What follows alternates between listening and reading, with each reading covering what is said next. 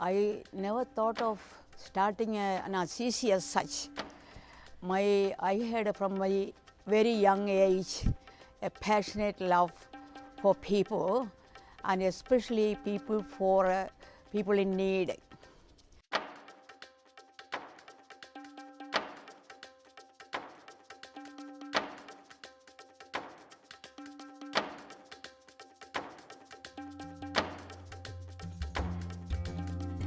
As Australia is very well-known dairy country, people suggested go there and study.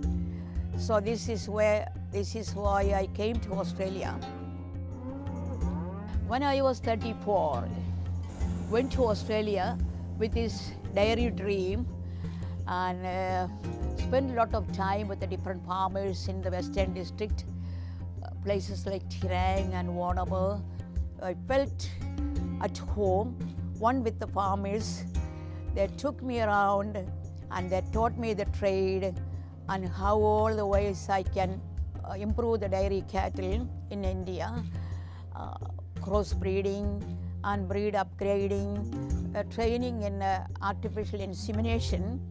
And I was the only lady there to attend this course with wearing an overall and in learning this big trick of inseminating the cows. So that was another wonderful experience.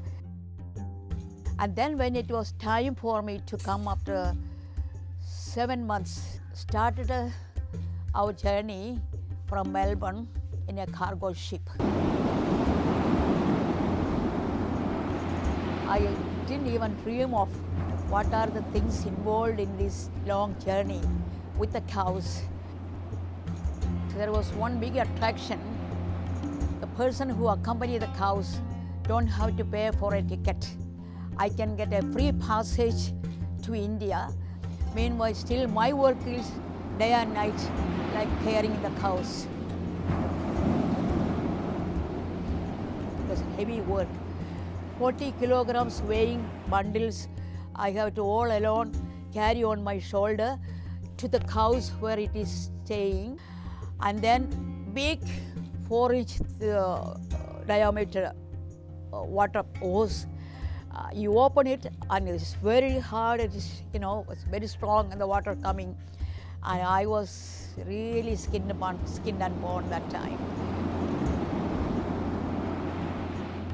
And on the way, 4 cows, 4 heifers, heavily pregnant ones were there, calved on the ship.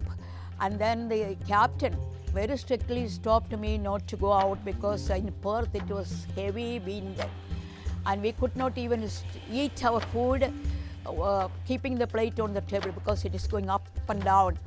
So you hold your plate and you have to make sure that it goes to your mouth.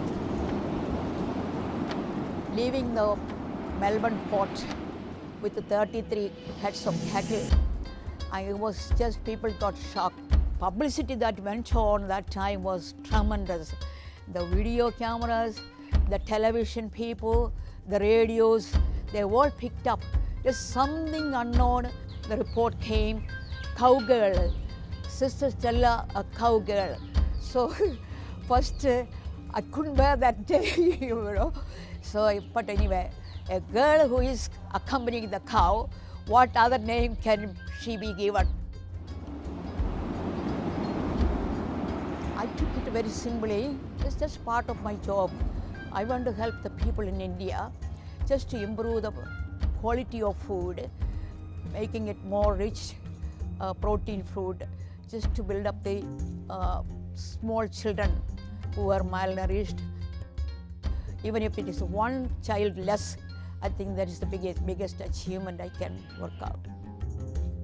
And then from Calcutta to Chennai, it's not the ship, it is a cargo train. And 3 bogies, 3 compartments rather, we had to book 5 cows on both sides of the compartment. In the central one with loose and hay, and wheat bran, plus our sleeping bed on the top of the loosened hay.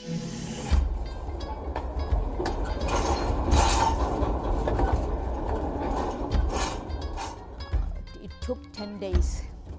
And then the last part, just 5 more hours to make up to reach Chennai. Morning when we are getting up, we couldn't see the engine of that train. Train is not moving. It's just stuck there. When we inquired, they said the engine is taken to rescue another train by a passenger train by that time coming along. Jumped into it and got to Chennai and met the man. And then he said, so sorry to hear such a tragedy, sister. Why did you undertake this sort of work? And no women will take anything like this. But I am a God-fearing man. I'll help you. Quick, he sent an engine. We organized an engine. In another 5 hours, the train got to Chennai.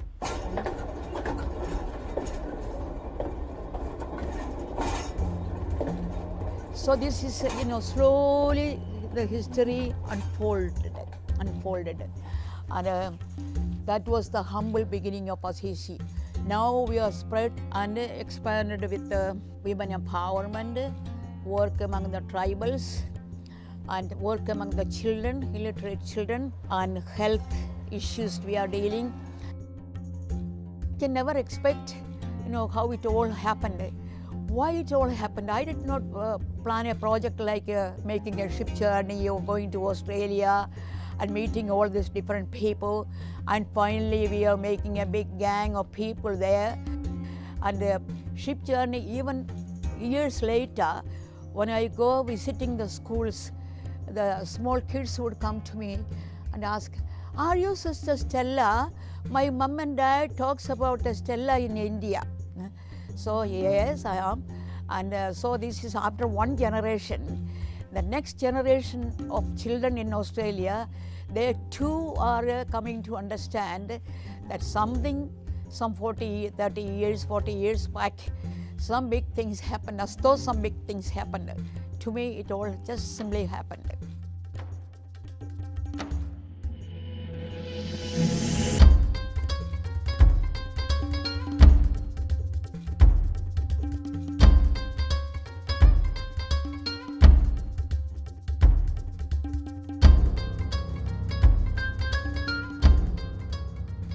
I planned only one thing. One focal point was children malnourished, child mortality, improve the quality of the diet for the children. And that's all. Step by step, we entered into different fields. In a very small way, our programs are not any big master plan program. It's just approaching the women, organize them into small groups, community-based organization, that's what we call. And the women are changed quite a lot. The status of women has changed quite a lot. People in Australia and other European countries couldn't imagine in the real downtrodden conditions of the poor women, especially the uneducated women in India. They are actually the slaves in many sense. Now they are empowered, they are learn some skills, they are productive, they go to the offices, they organize for their achieving their own rights. Husbands start changing their image of their wives, and so coming towards that, if not equality, but at least giving good importance for their wives. Our children also are sometimes victims of child labor and illiteracy, not attending school. So these are, so our Assisi team in many places are dealing with the children and working towards the empowerment. The other big thing I am happy about is Assisi got into other countries, Cambodia, East Timor, Solomon Island. So just imagine how Assisi aid is growing and reaching out other places. So this is the growth and the big relationship we established with the Australian people. It's just spreading around.